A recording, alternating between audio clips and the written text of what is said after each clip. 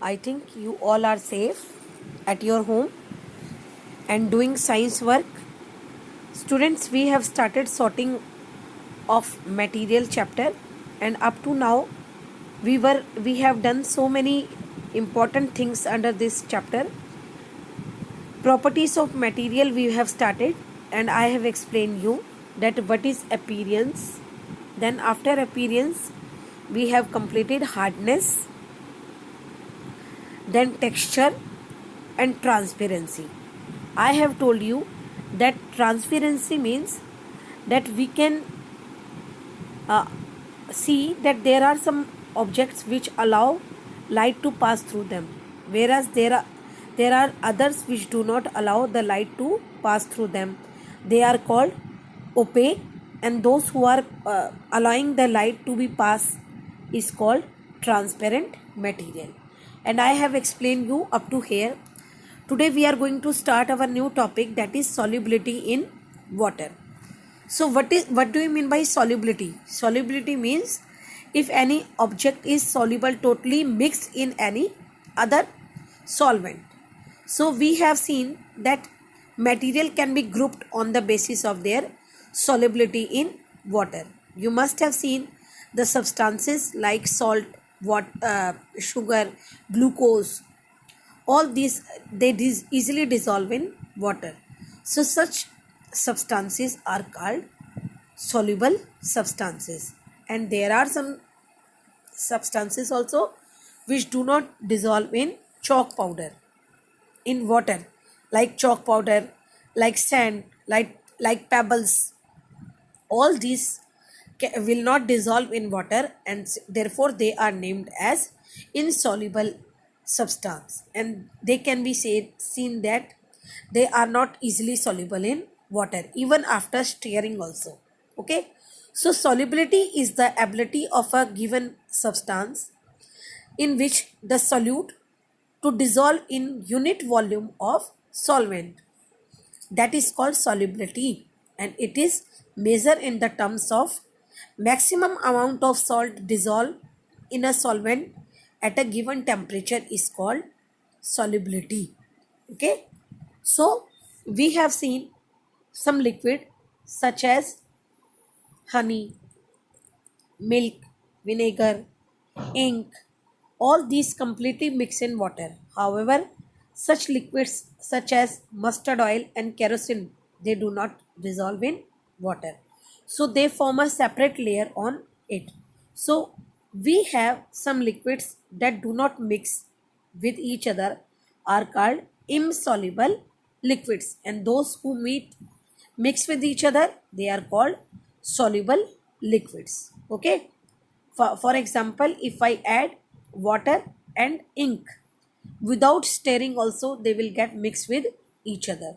And if I add honey and water, they will uh, mix with each other. But if I take any oil and mix in water, then it will not be easily mixable in liquids.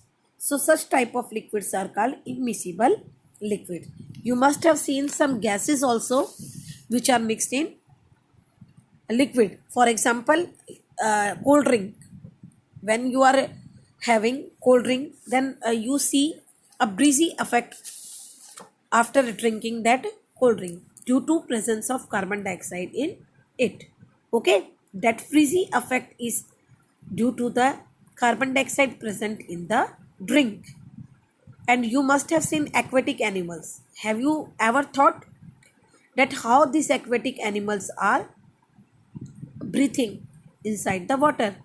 So from where they are getting oxygen? They are getting oxygen in the dissolved form from the water only.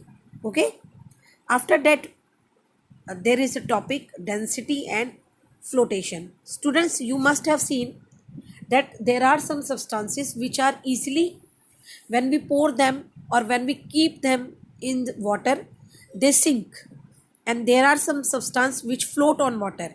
For example, if I have a wooden block, then what will happen? It will float on water. So we can say that the density of wooden block is less than water, therefore it float on it. And if we see the density. If we see any iron nail, if I keep any iron nail inside the water, then what will happen? It will sink due to more density as compared to water. So I can say density is the mass per unit volume, or you can say it equivalent that the mass of 1 centimeter cube of water is about 1 gram. The density of water, we can say that it is 1 gram per centimeter cube. So like this you can find different densities of wood, water, and see that the particular substance will float or sink. And if we talk about the physical state, then students, we have three different type of physical state. First one is solid, then liquid, and then gas. You can see here that in solid the particles are very closer to each other, and in liquid they are far away from each other as compared to solid. And if we see gas, they are very much far away from each other. So how you conclude all the properties of this? If we see the shape of a solid, then it is definite shape. Then if we talk about liquid, then they don't have any definite shape. In which we are pouring the liquid, they will take the shape of that particular container. And gas also did not have any definite shape. Volume, they have definite volume in solid, definite volume in liquid, but there is no definite volume in gas. How you can say it like this? Since if we keep any gas inside any container, then it completely fill the container. So if we talk about arrangement of particles, thus in solid they are tightly packed with each other. Then liquid, they are less tightly packed, and then gas, they are very loosely packed with each other. If we talk about attraction, we must have seen arrangement. If the particles are very close to each other, though, so we can say that the attraction between the particles is very strong. In case of liquid it is weak, and in case of gas it is very much more weaker as compared to solid. Then space between particles, there is very less space between solid, the particles of solid, a little bit more in case of liquid, and very large in case of gas. Same way, all this depend upon the force of attraction and arrangement of particles. If we see the movement of particles, they vibrate at their fixed position in case of solid, and in case of liquid they can flow and they show the property of fluidity. And if we talk about gas, they can also easily flow due to less force of attraction between the particles. Then if we talk about conductivity, conductivity means if any metal, or you can say any substance which allow the heat or electricity to pass through it, they are called good conductor of heat and electricity. You must have seen cooking vessels, they are specially made up of metal. Why? Since they are good conductor of heat, they easily pass the heat through them. You must have seen the plastic holder also in that vessels. Why it is made up of plastic? So that you can easily handle it.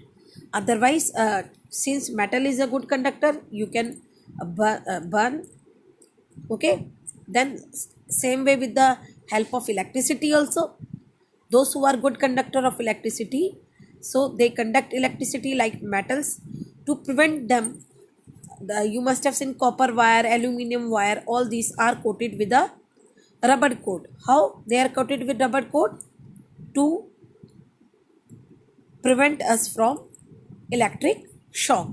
Then malleability, all metals are generally, not we can say all, generally we can say that metals are malleable. They can be beaten into thin sheets with the help of hammer. Okay, so that property of any metal is called malleability. And you must have seen that aluminium is the most obedient metal which can be easily converted into thin sheets. Okay, then ductility means it can be drawn into thin wires. You must have seen the silver, gold, all these are used for making ornaments, isn't it? How they are used? Due to their property of ductility, that they can be bitten into, they can be drawn into thin wires. So like this, I think all the properties of metals are clear to you all, and metals also clear to you all. Then if we talk about run through, that how what things we read in this chapter, we learnt in this chapter, that everything in the mat is made up of matter. The material can be grouped on the basis of hardness and texture. Then they are soluble in water generally, or solubility in water can be grouped. Then physical state, then their amount of light, how they pass, and ability of heat and electricity is also the criteria for grouping them. So I think all the properties of matter are clear to you. If you have any query, you may ask me while comments. So till then, thank you. Have a nice day.